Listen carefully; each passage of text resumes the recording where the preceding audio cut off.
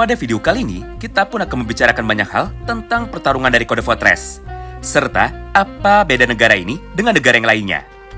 Tapi, karena cerita di dalam novel sangat panjang dan juga dialognya dilakukan berkali-kali, maka supaya lebih mudah dipahami, kami pun akan merangkumnya saja dengan menggunakan bahasa kami sendiri. Jadi, khusus di dalam video kali ini, bentuk ceritanya akan berupa kronologi, dan juga banyak menggunakan angka-angka atau menggunakan poin supaya bisa gampang dibacanya. Selain itu, tepat di dalam satu video yang sama, kita pun juga akan diperlihatkan mengenai rencana pertama dari Cray untuk bisa menghancurkan Code Fortress. Yang artinya, semua yang dilakukan oleh Cray sekarang adalah asli, bukan sekedar mimpi. Serta jumlah korban jiwa dari Cray sekarang akan bertambah lagi. Kemarin ketika bertarung melawan bandit, yang mati hanya 5 orang saja. Namun untuk sekarang, total musuh dari Cray mati ada lebih dari 30 orang atau lebih dari 2 kelompok pasukan. Namun perlu digarisbawahi ya, bahwa cerita pembantaian dari Cray baru akan ada di dalam video berikutnya. Karena yang ada di dalam video ini baru rencana tahap pertamanya saja. Mengingat jika hal ini tidak diceritakan lebih dulu, maka ceritanya jadi tidak akan nyambung. Oleh karena itu, tentu saja jika kalian ingin tahu tentang bagaimana rangkuman ceritanya, maka tanpa perlu berlama-lama lagi, sekarang mari kita langsung masuk saja menuju ke dalam topik pembahasan utamanya. Singkat cerita, setelah Cray sudah mendaftarkan dirinya menuju ke dalam kantor dinas kependudukan, maka Cray pun kini seketika langsung direkrut oleh salah satu fraksi terlemah yang kebetulan ada di dalam negara Code Fortress, yaitu fraksi dari Putri ke-6. Tujuannya adalah untuk bisa merekrut Cray sebagai pelayan terbaru dari Putri ke-6. Karena kebetulan mereka sedang mencari seorang pelayan dengan kriteria sebagai berikut. Pertama, pengawal Putri ke-6 harus orang yang lemah. Kedua, pengawal Putri ke-6 harus tidak memiliki motivasi sama sekali. Dan yang ketiga, pengawal dari Putri ke-6 harus orang yang kelihatan sama sekali tidak berbakat.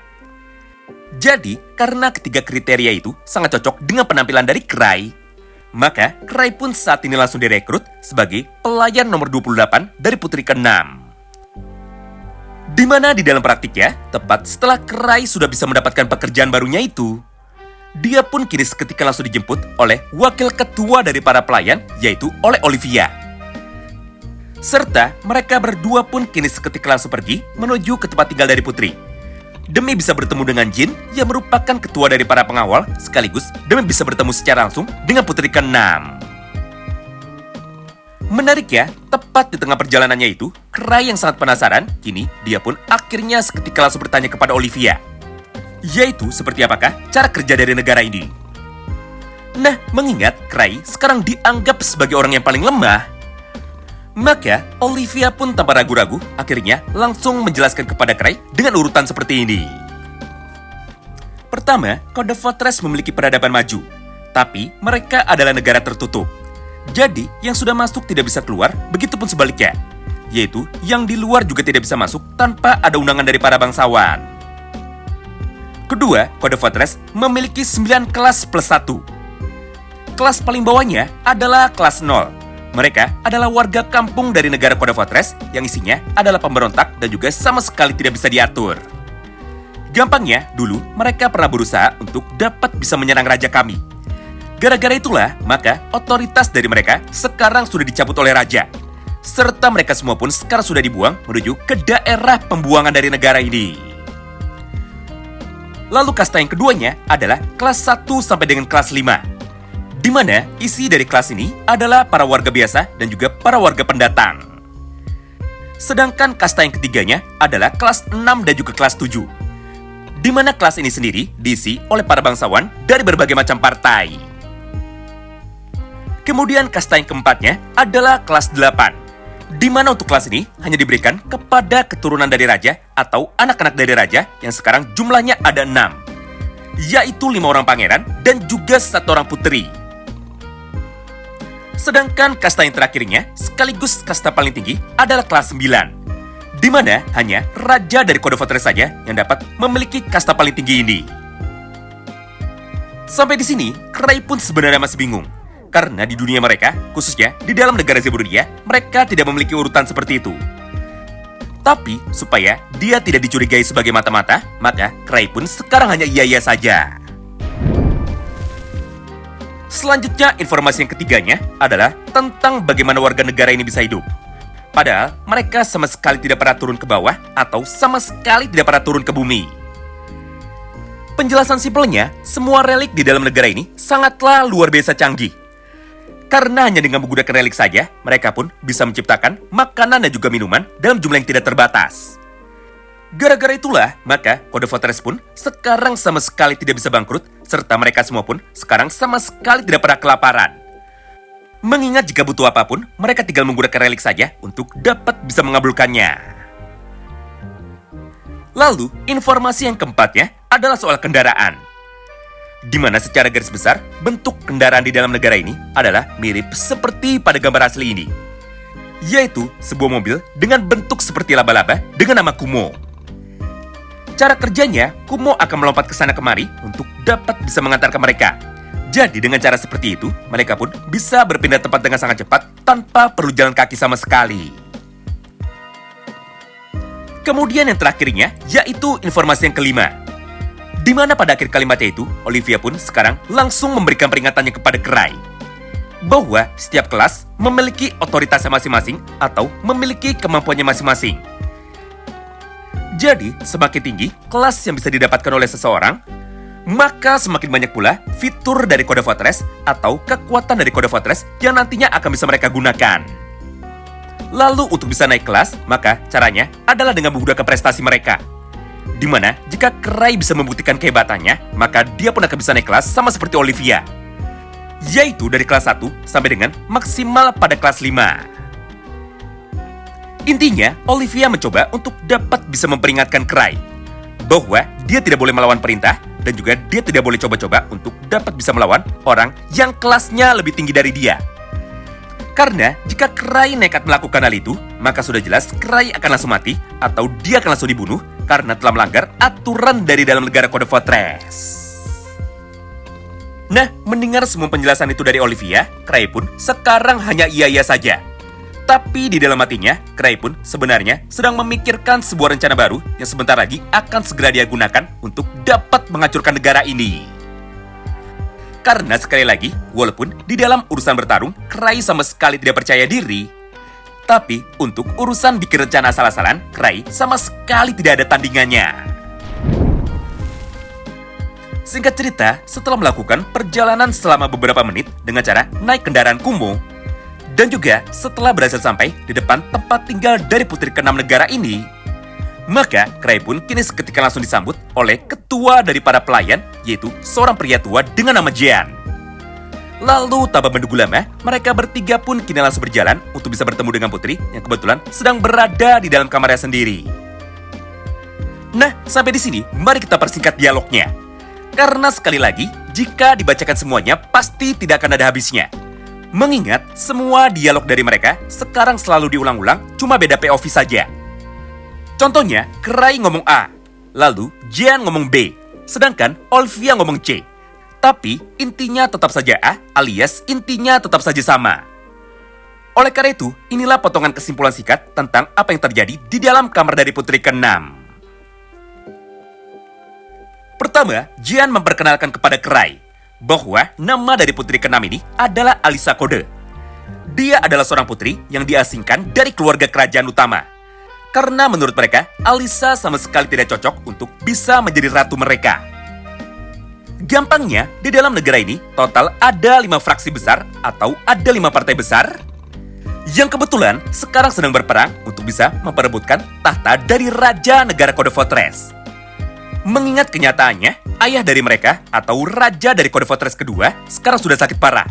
Bahkan menurut dokter, umurnya hanya sekitar 1 bulan saja. Walaupun pada dasarnya, relik di dalam negara ini sangatlah luar biasa canggih, tapi faktanya, relik itu tidak bisa digunakan untuk dapat bisa memperpanjang umur. Jadi, walaupun untuk sekarang tidak ada satupun negara di dunia yang berani untuk dapat berperang melawan negara Code Fortress, namun pada akhirnya, semua orang yang ada di dalam negara ini pasti akan mati juga.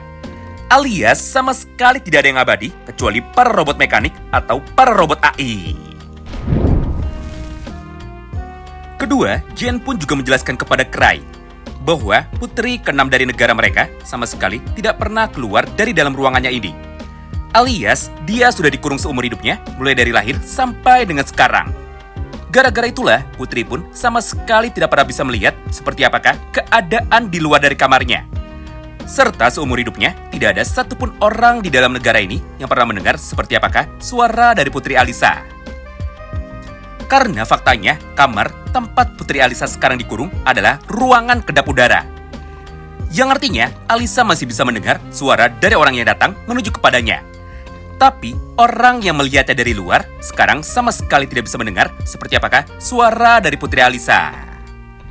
Gampangnya, mari kita lihat saja sebuah potongan gambar ilustrasi asli yang kebetulan sekarang ada di dalam novelnya. Di mana pada gambar itu, kita pun dapat menyaksikan dengan jelas bahwa kamar dari Putri Alyssa mirip seperti akuarium. Mengingat tembok pembatasnya itu terbuat dari kaca transparan yang bisa dikendalikan untuk bisa dibuka dan juga bisa ditutup sesuai dengan keinginannya sendiri. Selain itu, tembok dari kamar Alyssa saat ini sama sekali tidak pernah bisa dibuka dan juga sama sekali tidak pernah bisa dijebol. Mengingat semua orang yang nekat untuk bisa masuk menuju ke dalam kamar dari Alyssa, maka mereka pun otomatis akan langsung terbunuh akibat diserang oleh sistem keamanan dari kamar ini. Contohnya, sebelum kedatangan dari Cray, ada 5 orang kriminal yang nekat untuk bisa menyerang kamar dari Alyssa dengan niat untuk bisa melepaskannya. Tapi pada akhirnya, 5 orang itu pun semuanya justru malah menjadi terbunuh dengan cara yang sangat brutal. Mendengar semua penjelasan itu dari Jean, Cray pun kini seketika langsung menyimpulkan bahwa secara garis besar, Alyssa sekarang sebenarnya sedang dipenjara. Atau Alyssa Kode sekarang sedang menjadi tahanan dari para bangsawan yang lainnya. Karena pada dasarnya, semua partai sekarang sedang berperang untuk dapat bisa memperebutkan tahta. Sedangkan Alyssa justru malah diasingkan karena mereka semua takut dengan pengaruh dari Alyssa. Nah, sampai di sini cerita pertemuan pertama dari Cray dan juga Putri Alyssa sekarang akhirnya selesai. Di mana di dalam praktiknya, tepat sebelum Cray diminta untuk bisa pergi dari dalam ruangan ini, maka di saat yang bersamaan, Cray pun kini seketika langsung berkata seperti ini kepada kita, tapi hanya di dalam hatinya. Wah, sepertinya ruangan dari Alyssa dikurung terbuat dari kekuatan relik. Gara-gara itu, aku pun sekarang menjadi sangat penasaran untuk bisa mencobanya. Memang benar sih, sebelumnya ada yang terbunuh karena sudah nekat untuk membuka pintu kamar dari Alyssa. Tapi, aku ini berbeda dengan mereka karena aku adalah master relik. Jadi, semakin sulit tantangan untuk bisa menggunakan sebuah relik, maka aku pun sekarang menjadi semakin tertarik. Oleh karena itu, jika nanti ada waktu, maka aku akan datang ke sini untuk dapat mencoba membukanya. Nah, singkat cerita, setelah berkata seperti itu kepada kita, maka Jen pun sekarang langsung mengantarkan Cray menuju ke tempat dari 27 orang pengawal yang lainnya. Yaitu menuju ke sebuah bar yang kebetulan sekarang ada tepat di belakang kamar dari Alyssa. Di mana pada momen itulah, Cray pun kini seketika langsung dikenalkan dengan para penjaga lainnya. Salah satunya, dia adalah seorang pria besar dengan nama Baker yang merupakan ketua dari para pengawal. Awalnya, Cray pun langsung diremehkan. Karena jika dibandingkan dengan para bandit lainnya, Cray adalah orang yang paling terlihat sangat lemah. Bahkan, salah satu dari mereka pun sekarang langsung bertanya kepada Cray. Yaitu, sudah ada berapa banyak nyawa yang sekarang sudah dibunuh oleh Cray. Di momen itulah, Cray pun langsung pura-pura bego. Di mana di dalam praktiknya, Cray memasang wajah polos sambil berkata seperti ini kepada mereka. Tidak ada, aku tidak pernah membunuh siapapun. Karena pada dasarnya, aku adalah orang yang bertarung dengan menggunakan otakku. Jadi dengan cara ini, maka aku pun sekarang bisa terpilih untuk bisa masuk menuju ke dalam negara Code Fortress walaupun aku lemah secara fisik. Mendengar ucapan itu dari Cray, para pasukan bandit lainnya sekarang langsung tertawa. Karena bagi mereka, ini adalah pertama kalinya ada seorang kriminal yang dipanggil ke dalam Code Fortress tapi dia sama sekali tidak pernah membunuh. Nah, menarik ya, tepat ketika para pasukan bandit itu sekarang semuanya sedang tertawa, maka di saat yang bersamaan, Cray pun otomatis langsung menjadi teringat dengan keadaan dari Code Fortress yang kebetulan sekarang sedang melakukan perang. Gara-gara itu, maka tanpa menunggu lama, Cray pun kini seketika langsung melancarkan teknik atau rencana asal-asalannya. Sekaligus taktik paling mematikan yang kebetulan hanya bisa dipikirkan oleh Cray. yaitu sebuah teknik keramat yang bahkan bisa digunakan untuk dapat bisa mengalahkan para dewa, yaitu sebuah teknik dengan nama adu domba.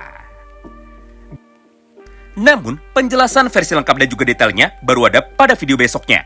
Tapi secara garis besar, Krai pun bilang seperti ini kepada mereka. Bahwa kenapa para kriminal seperti mereka sekarang malah diperintahkan untuk dapat bisa menjaga putri yang kebetulan sekarang hanya dikurung.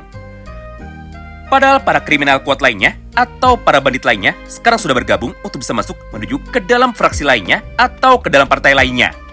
Serta pada saat ini, mereka pun sekarang sedang melakukan sebuah persiapan untuk dapat melakukan perang demi bisa merebut tahta atau kekuasaan dari kerajaan ini. Tidak hanya itu, karena masih pada halaman yang sama, Krai pun sekarang kembali melanjutkan semua perkataannya lagi. Dengar, kalau aku jadi kalian, maka aku pun tidak akan tinggal diam saja di sini. Karena jika kalian ditugaskan sebagai pengawal dari putri ke-6 yang sudah jelas sama sekali tidak memiliki peluang untuk dapat menjadi ratu atau menjadi raja baru dari negara ini, maka hidup dari kalian pun akan tetap sama saja seperti sampah. Alias kalian akan tetap direndahkan oleh para kriminal lainnya. Jadi sebagai gantinya, jika aku jadi kalian, maka aku pun akan memulai perang dengan para kelompok bandit lainnya dari partai yang lainnya juga. Dengan sebuah tujuan untuk bisa mengalahkan mereka, sekaligus mengambil alih posisi dari mereka. Karena di dalam praktiknya, orang yang bisa mengalahkan bandit lain dari partai yang lainnya, maka merekalah yang akan dipilih untuk bisa menggantikan posisi dari bandit yang kalah. Dengan begitu, peluang bagi kalian untuk bisa pindah fraksi otomatis akan menjadi terbuka. Gampangnya, Krai sekarang mencoba untuk dapat memancing emosi mereka, tapi ngomongnya asal-asalan dan juga ekspresinya sangat polos. Padahal kenyataannya, rencana yang baru saja diucapkan oleh Krai itu sebenarnya adalah rencana mematikan yang sebentar lagi akan bisa menjadi kenyataan. Wow, menarik banget ya!